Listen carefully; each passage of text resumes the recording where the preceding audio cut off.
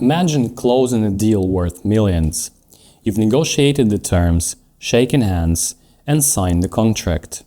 But when the shipment arrives, instead of the 2,000 tons of copper you paid for, you receive granite. This isn't a hypothetical scenario. It happened to a Chinese company just last year. Hello everyone, and welcome to our channel. Today we're diving into a critical topic for any business looking to expand into new markets.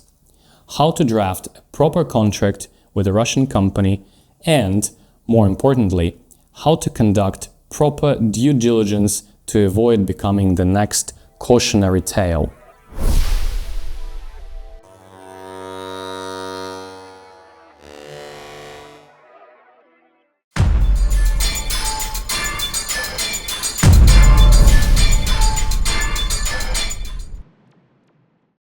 Doing business with Russian partners offers incredible opportunities, but it also comes with unique challenges.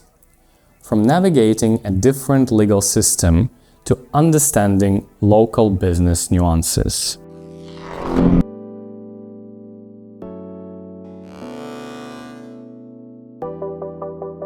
So, let's break down how to protect your interest in 5 key steps. Step 1. The golden rule. Conduct thorough due diligence.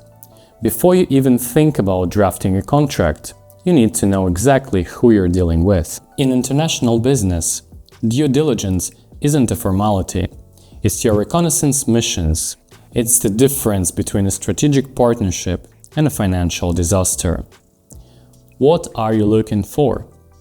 Think of it as a health checkup for a company. First, the legal basics. You need to verify the registration Unified State Register of Legal Entities. Is the company real? Is it in the process of liquidation? Is the person signing the contract actually authorized to do so? Second, their financial stability. Are they solvent? Are they on the brink of bankruptcy? Analyzing their financial statements is non-negotiable. Third, their reputation. Are they involved in lawsuits? Have they been blacklisted as an unreliable supplier? A quick check of court databases can reveal a history of broken contracts. And finally, in today's world, sanctions check is absolutely vital. You need to ensure that your potential partner and even the goods themselves aren't subject to restrictions that could get your deal blocked and your company fined. Skipping this step is like sailing without a compass. You might get lucky, but you're far more likely to end up shipwrecked.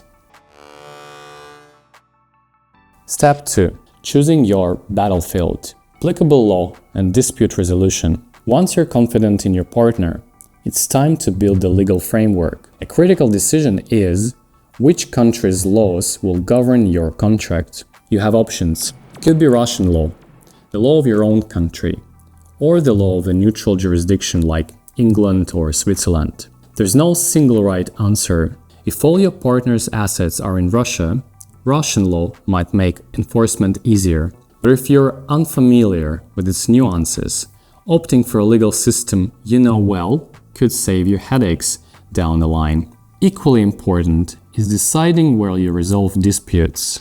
Will it be in a Russian state court, or will you opt for international commercial arbitration, say in Stockholm or London? Arbitration is often faster and more flexible. Your contract must have a clear, unambiguous clause specifying the forum, the rules, and the location. Leaving this vague is an invitation for a costly legal quagmire. Step 3. The devil in the details. Key contract clauses. A good contract leaves nothing to chance. It's not about trust, it's about clarity. First, the subject matter. Don't just write supply of equipment. Specify the model, the quantity, the technical standards. The more detail, the less room for interpretation. Second, payment terms. This is where deals often fall apart. Consider using instruments like letters of credit or escrow accounts. These mechanisms protect both sides. The buyer knows the money will only be released when conditions are met, and the seller knows the funds are secured.